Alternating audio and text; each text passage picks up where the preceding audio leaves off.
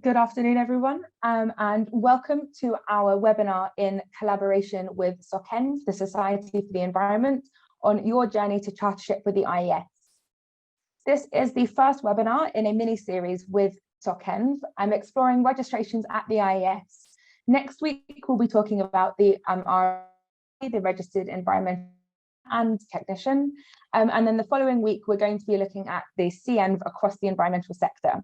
We'll pop the links for those events and in the chat towards the end of the webinar if you'd like to sign up for one of those. My name is Rhiannon Humphreys, and I am the Education and Professional Development Officer here at the IES. I'll be giving a brief overview of the CEnv registration and how you can become CEnv with us. And then we'll be joined by Stephanie Mailer, who is currently the Head of Capability for Arcadis's Environment, Safety and Industry business in the UK, alongside her role as Senior Technical Director in the Sustainability, Climate and Carbon team. She has over 17 years experience within the environmental consultancy sector and has become both CEnv and CSI, as well as being one of our volunteer CEnv assessors as well. She'll speak about her experience of becoming CEnv, what benefit it's brought to her career, and at the end, we'll give some of her top tips as a CEnv assessor. As always, there'll be the chance for questions at the end of the presentation, so please do use the Q&A button at the bottom of your screen at any point during the presentation, and we'll be able to answer your questions later on. So a brief introduction really to what is a chartership, although I'm sure for those of you who are here this morning, it's already on your radar. It's a uniquely British concept, and it approves and it's awarded by the Privy Council, who approves the standards and gives external oversight. In the case of the IES, we don't have our own chartership, but we're awarded it by the SocEnv, who licenses us to award the chartership to our members. I'll talk a little bit about the SocEnv in a moment. There's a general recognition that within the professional sector, chartership is the qualification that you might work towards after graduating. However, there are now increasing opportunities for professional qualifications before that, like the RNP. Apologies, my presentation has a mind of its own, it's skipping ahead of me. So why become chartered? Really, it creates a point of difference between yourself and your colleagues or competitors, and it proves that you are a competent expert. It enhances your professional status, and it is proof of quality of your skills. Oh, sorry about that. It is also independent verification of your skills in a peer review environment, and it demonstrates these to both your employers and your clients. Stephanie is going to talk quite a bit about sort of the benefit that CEnv has brought her in her career. So I'm doing just a bit more of a light touch here. But there may be some cases where clients or companies might request chartered individuals, or it might just help you win some work for your company. It is also evidence of your commitment to continuous professional development and ongoing learning through an audited process. And it can give you the opportunity to be an expert witness and work on groundbreaking cases and world firsts, and which may have significant repercussions for the larger sector. Being a member of a PSRB is one way of demonstrating your competence, but it's not necessarily a blanket rule, which means chartership, as it's a very well-established system, is great for demonstrating this competence above and beyond professional body membership. You can see here a brief excerpt from a salary survey shows that our chartered members do tend to have, on average, about a 33% higher salary than our non-chartered members. So that just shows how chartership can set you apart from membership as well. So the Society for the Environment, or SocEnv, is the organisation that awards the Chartered Environmentalist. And the IES actually helped to found it, so we've got a bit of influence over the development and the standards of the CEnv. Professional bodies are the professional bodies that sit under the Society for the Environment are generally quite focused on environmental issues, and by being a chartered environmentalist, you can also go to SocEnv events that may be relevant to you as environmental scientists. So a little bit about the CEnv here. The emphasis is really on sustainability. And in order to apply for your CEnv, you must be a full or fellow member of the IES. This means that you will likely hold either a bachelor's or a master's degree in a relevant area and have 5 or 6 years professional experience on top of that. To apply, you must submit a report, a long form CV, and undertake an interview. And we'll talk more about our processes for that later. There are around 7,500 CEnvs registered, not just in the UK, but around the world. And the IES holds, or that 699 is a little old now, we hold just over 700 chartered environmentalists ourselves. You can apply through 2 routes, and they come with different costs. And we do have a workshop option, which is an incredibly supportive way to achieve your CEnv. We'll break down the competencies a little bit here. So in order to apply for your chartership, as I said, you must already be a full member. So being granted full membership of the IES can also let you know that you are ready for your chartership. That's awarded sort of on a points-based system. And like I said, there's around 5 or 6 years of professional experience expected in order to apply for chartership. We have, the competencies are split over 4 main sections. In the A section, it's really about your knowledge of sustainable development theory and putting that into practice. So what sustainable development definitions or tools you might use or apply to your work, and how you can use that to really analyze your work.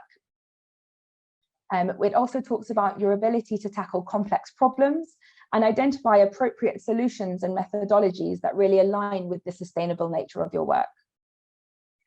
In the B section, it moves on to more general knowledge and behaviors, talking about influencing behavior change or implementing a cultural change, reflecting on what that change was and how you brought it about. And that's a change in securing environmental improvements. So the focus really is on sustainability still here. There's also a competence on your ability for a strategic approach. So showing that you've implemented or influenced a strategy, again, with the end goal of environmental improvement. And in B3, the last competency in the B section, it asks you to critically analyze your leadership and management skills, demonstrating times when you've been effective leaders or managers. The B section really does highlight the expected level of chartership candidates and why there's sort of a minimum 5-ish years professional experience recommended, so that you have had all of the relevant experience in order to reference that in your report and in your interview. The C section analyzes your communication skills, giving examples of when you personally have handled a challenging negotiation or conflict situation, and reflecting on how you tailor your communications to suit a variety of audiences. And the last section, the D section of the competencies, is a lot more about your professional practice. It asks about your own approach to your CPD, and it confirms that you understand the importance of and agree to codes of conduct. And there's also a really interesting question in there about environmental ethical dilemmas. We get so many queries from people wondering if they are really ready for chartership. And the chances are that if you have had those sufficient years experience, then you do have the skills necessary to become chartered. It's usually more a question of confidence than anything else. And that is what our workshops and our supportive systems are for. Smooth segue there. So what is our approach to charterships? We've got 3 pillars here. The first is support, and this comes through in our amount of guidance, our workshops, and our chartership mentoring scheme. The second is speed. It can take up to 18 months sometimes to complete the process. So we recognize that some of our members might need to achieve their chartership quickly. Maybe if there is pressure around work for a promotion or a particular bid for work. And so we make sure that our process is as speedy, as speedy as possible to enable you to achieve those additional goals. Our regular assessment panels are about once a month, and all of our interviews at the moment are held remote. It can make assessing a little bit more complex, but it does mean that we've not been held up by the restrictions of COVID. And it also, and the third pillar is rigour. We've done this process for many, many years, and we are one of the most active members in terms of the recruitment of new CEnvs. We've mentored hundreds of candidates through the process, and we've trained assessors to ensure our high but fair qualities and standards of assessment.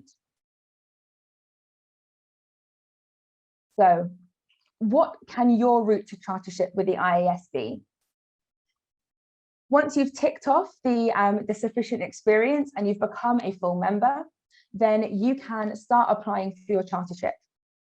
As it's a reflective process, it does require that bit of experience, and our processes can help you apply your reflection suitably to your professional experience. We run our CEnv in a day workshops. These happen about twice a month, and we have found that they are the most useful things for candidates who often cite that maybe the lack of time or the lack of motivation to complete the process as one of the biggest obstacles to achieving their CEnv. For our workshops, it's a pretty simple process. You just submit an application form and you select your date for the workshop.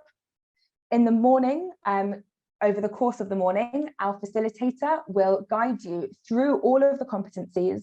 There are just 5 candidates per workshop, so you get to have a really collaborative space, discussing between you the preparation you've already done, the experience and the examples that you are bringing to each of the competencies, and do some additional analysis of your skills. Once you've been through all of the competencies, the afternoon is spent continuing to develop your report, and you'll have the opportunity for one-to-one tailored in-depth feedback from our facilitator. Now, CEnv in a day has sort of become CEnv in 2 days due to the pandemic. And now candidates are interviewed the following day. You'll meet with 2 of our experienced assessors. You'll meet Stephanie later on, and most of our assessors are just as lovely as she is. And you have the opportunity for that professional review interview. It's a bit of a structured conversation, but it's really an opportunity for you to demonstrate your skills, competence, and abilities throughout your career as an environmental professional. Following that, once you have passed, you will submit evidence of your ongoing learning each year, and this is part of our CPD audit. The other route to achieving chartership is self-guided, and this is when you decide to complete the application in your own time and in your own time. We have a detailed information pack that can support you to complete the application, and once your written report has been approved, we will then invite you for an interview. And similarly, whichever route you choose, you'll be asked to submit evidence of ongoing learning afterwards annually. In the odd occasion that you don't necessarily pass the first time, we have an incredibly supportive network of chartership mentors. It's never been easier to get your mentor, and we've got a brand new platform that we use to match you up with an appropriate chartered member who can help you with whatever it is that you need help with, whether it is a bit of report editing, some interview practice, or really just going through your skills and experience and mapping them to the competencies. We've got a number of chartership mentors who'll be happy to help. And we have additional safety nets put in by us in the office. If you do choose the workshop route, you get an additional pack of pre-workshop documents that really help you prepare for that workshop.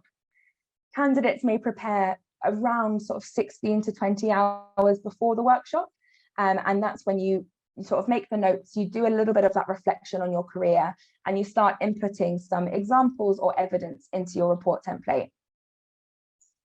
Feedback from candidates is that they have really enjoyed the workshops, both interacting with the facilitator and getting the feedback from them, but also meeting the other workshop candidates and the reflective process that you'll go through as part of the workshop.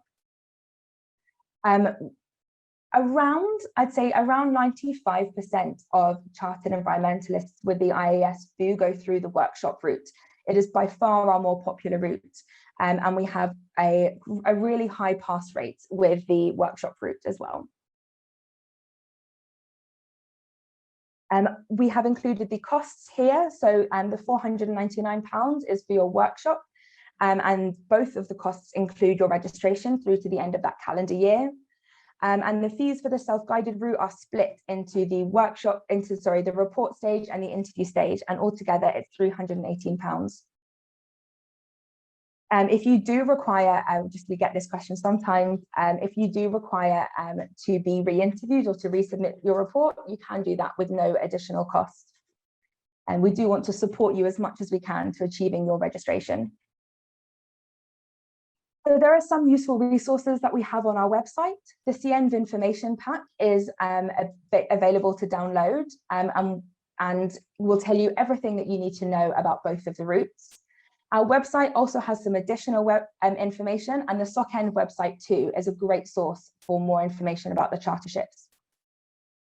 And like I said, if you do sign up for the workshop, the pre-workshop documents are really your best resource. It'll take you through step by step, helping you to prepare.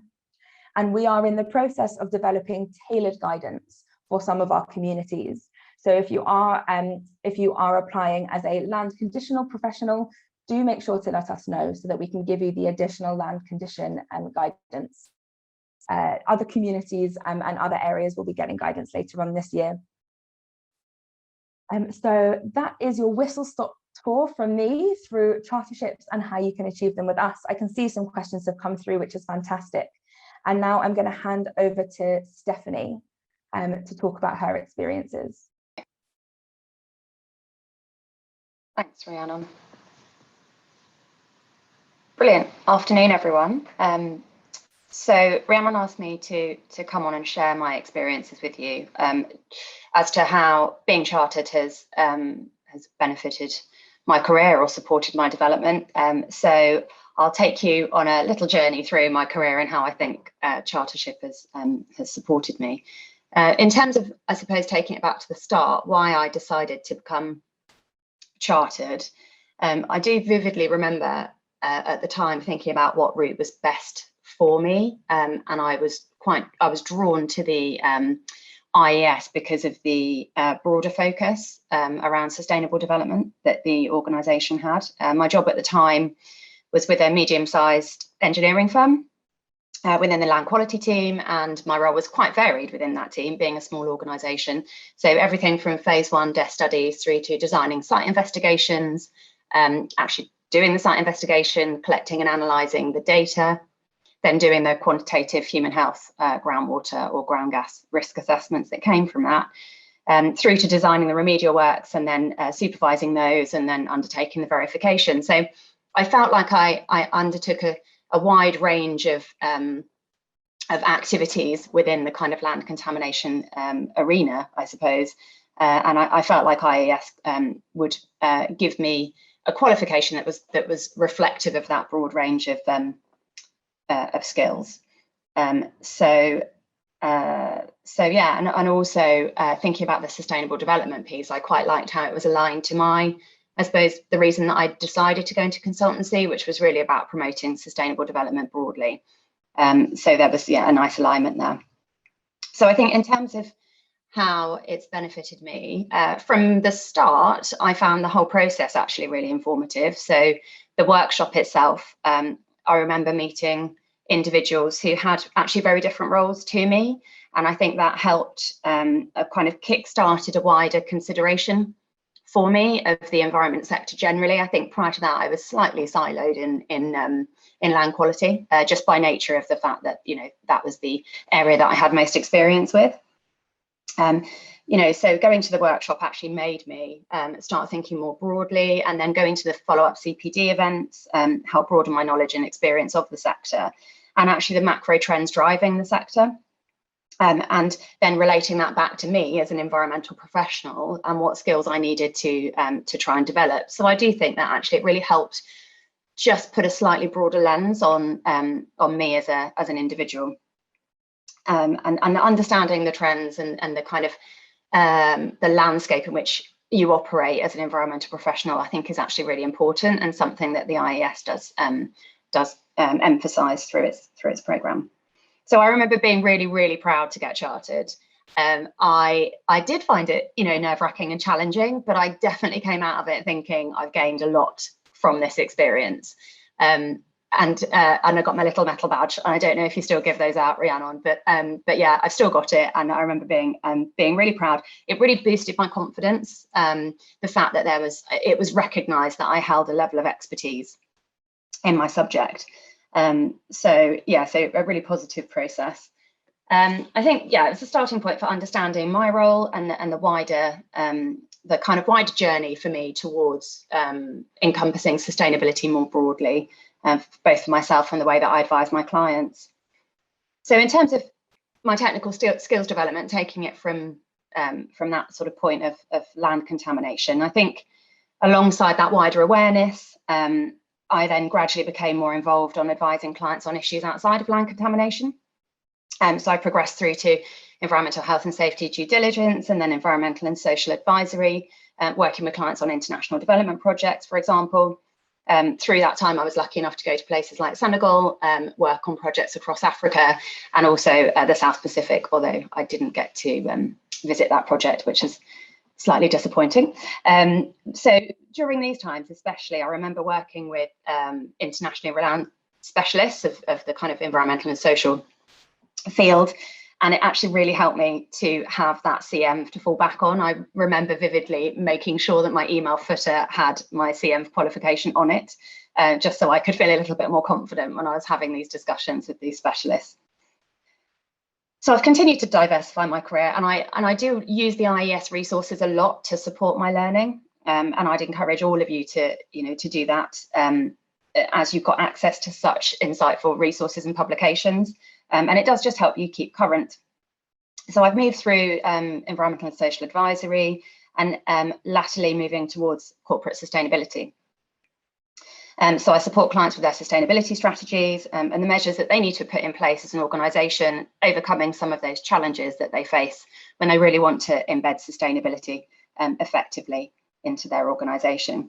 I've been lucky enough to do some great projects in that vein. So I've worked with one of the top 5 global automotive manufacturers, studying how they manage environmental risk globally. And I travelled across Europe looking at their manufacturing sites, their sales and after sales facilities, and their R&D facilities, to try and understand what controls they needed to put in place to effectively manage their environmental risk and sustainability issues from a corporate global perspective. So that was a really, really good project.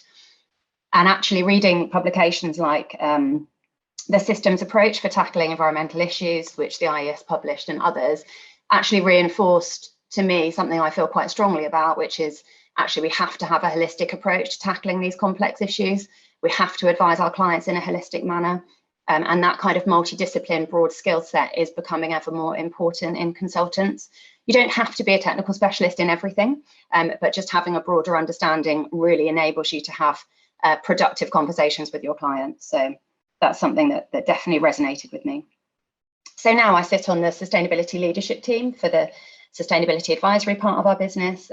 We have team members with a huge range of technical skills, from carbon accountants to climate adaptation specialists, energy strategy, ESG, etc. And we work very closely with others in the business on other topics related to sustainability, like biodiversity, natural capital, social value, and also importantly key enablers like funding and finance specialists, because obviously without the funding and finance, a lot of these initiatives can't move forwards. I love this role. It's a really interesting, wide-ranging role, and it definitely is supported by my wider awareness that being a chartered environmentalist brings. I do find that I have to keep myself up to date with market trends, with legislative developments, with key events on the kind of international arena like COP26. And I do always find myself returning to the IES resources as a point of reference and knowledge. It saves me time, it makes me look informed, and they're always really useful. So I think that's just a high level overview of my technical career. So I think you can, well, hopefully see from that actually being chartered has boosted my confidence and given me access to resources that have supported my development and also helped me think more broadly, which I think has again supported my technical development. So moving on to the kind of other area, I suppose, in terms of development is the leadership, the kind of leadership area of development. And I think that's something that it's highlighted within the competencies, and sometimes can be challenging if you feel like you haven't gained enough leadership skills at a more junior level. But actually, these things progress over your career, and I think you can find examples of leadership. They then just change over time as you then get more exposure to leadership roles. So don't be intimidated by thinking about how you lead, or how, within your sphere of influence, how you lead. So yeah, my leadership journey. I'm currently a pursuits director for Arcadis. So as a part of that, I look at all of the opportunities that come into the business. That can be anything from big framework opportunities with big clients like Homes England, so multidiscipline frameworks for big schemes, development schemes, to actually working with our technical specialists on new areas or new services that we need to offer, particularly around sustainability at the moment, net zero carbon, how we take our services to our clients and make them relevant to support our client need. Actually, to Rhiannon's point earlier, we often see the need for putting forwards how many chartered staff we've got within framework bids. So it's actually quite important for Arcadis as an organisation to encourage our staff for a number of reasons to be chartered, but one of them is because we are getting asked more and more within our bids that we see. So a role like that requires me to have a broad knowledge of technical topics, and also critically to be able to actually communicate those in layman's terms. So another competency that's brought through from the IES is communication of the environmental case. And I think that, again, that learning will support you as a professional. Communication is key across all of my roles and for us all in our day-to-day jobs. And so, again, a core competency like that is very valuable. So last but not least, in terms of my roles, my head of capability role, which is a new role for Arcadis, for me in Arcadis. And I work with all of our staff across the business, so that's about 500, to ensure that we have high standards of quality around our technical delivery. And also I oversee our graduate programme, how we want to develop our future skills, and really understanding how we need to respond to the market. And again, having the insight from the IES and actually the understanding of the market is really, really useful in terms of this role. So although it's probably hard to quantify and put a value on being chartered, I think it just brings you so many benefits on a number of levels in terms of your confidence, your market awareness, so that actually you're in a your technical skills, so that you're actually in a better place to respond to opportunities as they come to you. So I think that's something that definitely is my takeaway. I've been better positioned to take advantage of opportunities because of my chartered status. So just briefly to touch on my role as a Chartership assessor, I think I got asked a few years ago now, to be an assessor. I thought it'd be interesting, and it has been a really brilliant experience, and I enjoy it very much. I learn so much from each candidate. So don't think that you're coming in to kind of talk to an expert per se. I may not necessarily be an expert in the field that you operate in, and I'm always keen to learn and understand what you do, your motivations, some of the challenges that you have, and in your area of expertise. So yeah, it's really enjoyable. I'm always impressed by the insight, the level of dedication, and the focus and determination of the people that I meet. I think something that we all have as environmental professionals, sustainability professionals, is a passion for what we do, and that certainly comes through with every candidate. If I can give you some advice, it's just to say that it's my job really as an assessor to help you be the best that you can be. I'm not here to try and trip you up. I'm not here to find negatives. I'm here to ask the right questions, to draw out the information that will support me in showing that you meet those competencies. So please, come into it sort of understanding that this is a nice, positive, collaborative discussion, and it should be enjoyable for you, because it's really enjoyable for me generally. So I suppose top tips would be: don't be nervous, have confidence in yourself. You're there for a reason. Study the competencies, and just make sure that you've got 1 or 2 examples of good competency, of good case studies to draw from, so that you're just not flustered when you come into the interview, that you can actually quickly just pull those out of your mind and explain them. Something that I've noticed is a real differentiator between a strong candidate and perhaps one that's less so is a solid understanding of the bigger picture, and the macro trends that are driving the kind of area in which you operate. I think that your role will always fit into a wider context, and the best candidates have an understanding of how their role fits into the bigger picture. And that then onwardly helps with other competencies like understanding trends in your sector and analysing complex problems. So I think that's probably something that I would say is a takeaway. And the last one is enjoy it, because hopefully it's a really positive experience for you, and yeah, it should be something that you gain value from, and it shouldn't be something that that you find difficult. So that's it really. I think you can see that there's no negatives from me in terms of my chartership and membership. So yeah, good luck guys. That's it. Fantastic. Stephanie, thank you so much. That was really interesting to hear from yourself, like your own experiences, and especially your top tips. And I would just echo that. I think confidence is one of the biggest things, just to have confidence going into the process. So we've had quite a few questions through. Most of them are a bit more logistical, so I'll start answering those. But please, if you do have any other questions, we also have Sarah Ridgen from SocEnv on the call with us, so she can answer any questions that are more on the SocEnv side of things. I can answer anything IES-y, and if you have any more questions for Stephanie about sort of her career, her experience, and the CEnv and anything she's about, please do keep the Q&A box. So I'm just going to pick up on a couple of questions to start. So we've had how can you become a chartered member of SocEnv? So the Society for the Environment, they award other people, other professional bodies, the opportunity to become chartered. So the IES is one of those bodies, and there are quite a few others as well that allow you to complete the process through them. So there's also been a question about if you're already a member of the Institute of Water. I do believe they also offer the CEnv. So if you wanted to achieve it through the Institute of Water, you'd be very welcome to apply through them.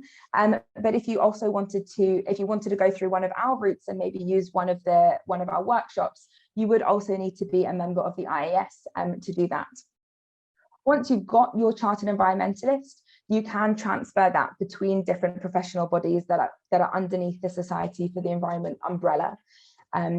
But that does allow you to sort of choose the body that either most aligns to you and your work, or the route that you would like to choose to pursue your Chartered Environmentalist. In terms of, there was a question about the price of membership. We do offer concessionary rates for people who might be underneath a particular certain income threshold, or might be on a career break. So you can always discuss your situation with the IES admin and membership team if you're thinking about applying, and we can take that conversation from there. So there was a question which was, I don't hold a bachelor's or a master's, and will this restrict me? Different professional bodies will have different requirements for becoming a member of them and for pursuing a chartership through them. For us, we run our membership on a points-based system, which means that you need to get a certain number of points in order to become a full member. And you get these points or these units from both academic qualification and years spent in relevant professional experience. So it's 12 units to become a full member. And it's you get 6 units for a bachelor's and 7 for a master's.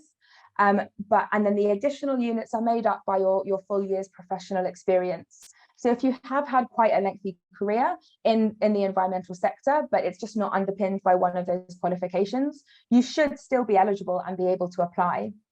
The only area I might emphasize, which Stephanie's also picked up on, is the bigger picture conversation, and actually looking at the sustainable development theory side of things. That is usually where you might want to do a little bit of brushing up. A lot of people tend to reference their bachelor's or master's when talking about sustainable development. But apart from that, if you are eligible for full membership, you can definitely apply if you're a Chartered Environmentalist. In terms of when the upcoming dates for CEnv in a day might be, we are taking a very brief hiatus over the summer. So our dates will start in September. We'll have, again, with 2 workshops a month in September, October and November.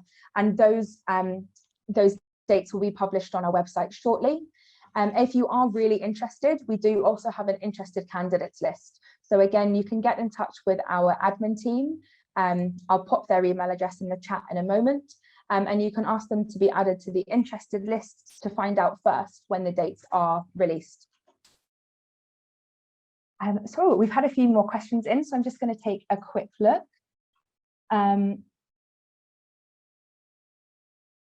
Brilliant. So I'm going to take the questions about CPD in a moment, and I think Stephanie, we might ask you as well if you have any recommendations in terms of undertaking CPD. In terms of working in a number of environmental sectors. So when it comes to evidencing your report, you can choose really whatever examples you would like to choose. And because the report is sort of based on environmental work and on sustainable development, it is beneficial if those examples do relate to environmental work. But they don't have to come from your most recent role, and they can come really from any point in your career, as long as you think that they are evidencing your skills at a high enough level to be at the high enough chartered level. And that also sort of applies to, there's a question about writing about every competency and whether or not you've got the experience in some of those areas. You do need to demonstrate experience in all areas, in all of the competencies. But for some of those competencies, you might be able to interpret them in a way that really suits your professional experience. So, for example, we've got a couple of a competency that's about your leadership and management skills. Now, not everyone 5 or 6 years into their career will necessarily have had line management opportunities, but you will certainly have had project management opportunities. And not all management of other people is sort of as linear as line management. You can also talk about your sort of lateral management. So if you consider yourself to be a little bit more of that manager or organizer within a team, and also upwards management. You know, sometimes those that manage you might need a little bit of managing or holding. And if you do any of that as well, it's a fantastic way to sort of demonstrate your own interpretation of those skills and how that applies to your work and your experience. Sorry, I'm just catching the questions here.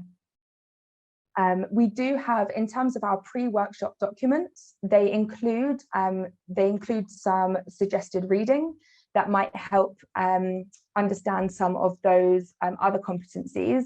And we ran a series last summer, a hot seat webinar where we focused on different aspects of the competencies. And one of those did talk about more specifically leadership and management, and getting into some of the more challenging competencies. As well as exploring them in the workshop. We might be able to, I think those recordings are available on YouTube, so you'll be able to go back and have a look at some of those details. In terms of this CEnv being recognised abroad, Sarah, would you like to take that one so people can have a break from my voice for a moment? Thanks, Rhiannon. Yeah, and thanks for the opportunity to be on the webinar as well.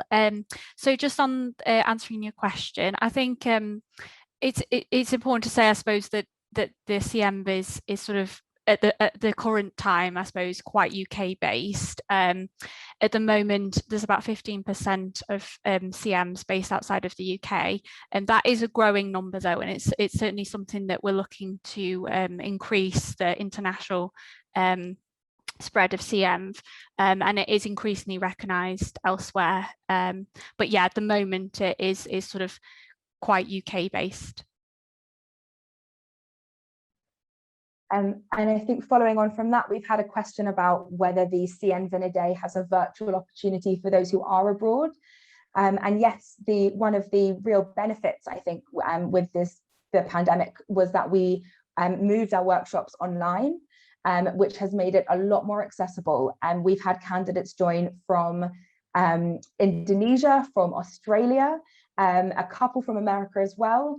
The time difference can get a little bit challenging towards the end of the workshop. We've had people working on their reports at sort of 2 or 3 in the morning, but we do really welcome overseas candidates to attend the workshops and to be a part and to achieve their CNs. There has been a question about whether or not it's worth sort of achieving your CNs before or after you've moved to the UK. And I think with its increasing international reputation, there's nothing stopping you from going for it now. If anything, that might be a benefit when you when or if you do come over, that you've already achieved that qualification, and it's not something you have to be concerned about after arriving. I believe that there are just questions about CPD remaining at the moment. So I'll briefly touch on that CPD. As IES members, and definitely as chartered members, you agree to undertake a certain amount of additional learning per year. That learning can fall into a number of categories, and it includes sort of formal learning, so going for additional qualifications or a master's, for example, as well as work-based learning, self-directed learning, and that sort of thing. The really crucial part is that if it is any work-based learning, to make sure that you're talking about things that are sort of outside of your general day-to-day job role. If it's something that you would be doing anyway, it may not strictly read as CPD, but if it's things that you're doing where you're looking for that extra learning, that extra development. And the really crucial thing is in the reflections. So the nature of the activity itself, the content or the formality, isn't necessarily always as important as your ability to demonstrate how that activity has really benefited you. I think the question, was about working with environmental contractors, undertaking remediation of oil spillages. Now, if this is something that you get to do, every so often, and they really come across as learning experiences for you, you can include that as work-based learning, and really talk about what you learned from that experience and how it has helped you to develop as a professional. As long as there's some of that learning in there, that is what we're really looking for in your CPD records. And yes, it's fantastic to have a student member in this webinar, and it's great to see that you're already thinking about your career development. I would highly recommend the RNT webinar next week. And yes, as soon as you do become a professional member, the CPD recording area will appear for you in your membership area, and you'll be able to input CPD and historical CPD as well. The IES is working on expanding our CPD offerings, and either signposting to our own events or to other events to our members more clearly. It's one of the things that we're working on this year as well. So do keep an eye out on our website and any emails that you might get about additional and alternative CPD options. There really are lots of webinars and conferences at the moment, but there are other things that you can do for CPD as well as the work-based learning. And I can see we're overrunning slightly here, but I do just want to ask Stephanie if you have any suggestions or recommendations for the sorts of CPD that one might want to pursue, either to become CEnv or once they are already CEnv. It's a good question. There's so much out there, isn't there, that I think it's down to personal choice, and just having a clear idea of perhaps where your skills gaps are and where there's areas that actually you want to develop, like you said, outside of your day-to-day role. So I always take the approach to mine is, what's my business as usual kind of work, and actually what do I need to develop, where do I need to maybe be a bit more innovative and upskill myself and that kind of thing. So I've always tried to do CPD that has a direct and relevant benefit to me. So absolutely, all the webinars are great that you guys provide, and and there's lots of other organisations that aren't membership organisations that you'll find webinars out there as well. So it's, you know, it's good to try and, you know, look at as many of those as possible. And yeah, try and get your work to support you with, you know, doing relevant courses as well, or perhaps something slightly left field that you wouldn't have considered, you know, that might just give you a totally different skill set, which, yeah, is always worth thinking about as well. But yeah, I think there's a lot of choice, basically, isn't there? I think. Sorry, that's not so helpful because I can't pinpoint specific sources, but yeah, just think about really where you want to focus your skills development, I suppose, would be my advice. And I think that is fantastic advice. Part of the CPD process is reflecting on the skills that you've got and what you would like to develop. So it will be really to each person. We have also had people record, coaching junior football clubs with teaching them management and leadership skills. It may not be directly environmentally related, but as long as there's that link towards the professional skills that it has helped you to develop, then these things can also definitely be valid CPD. Oh, a couple of questions left, and then we will let you get on. I know we've overrun a little. In terms of, so you've got an environmentally related master's in the degree, a master's degree from the UK, but now doing a job on carbon disclose. I reckon if you feel that your work is environmental in nature, if you feel that you are sort of sustainable development in the work that you're doing, then chances are the Chartered Environmentalist is suitable for you. If you think that you may not be working quite at a chartered level of environmental work, but you're still doing a lot of environmental work, the Registered Environmental Practitioner route, which is a level 5 qualification, whereas the Chartered Environmentalist is the level 7-1. For the IES, at least, our membership application process will give you an idea of whether your work is relevant and whether you are eligible and appropriate for applying for CEnv. And last question, just on the fees.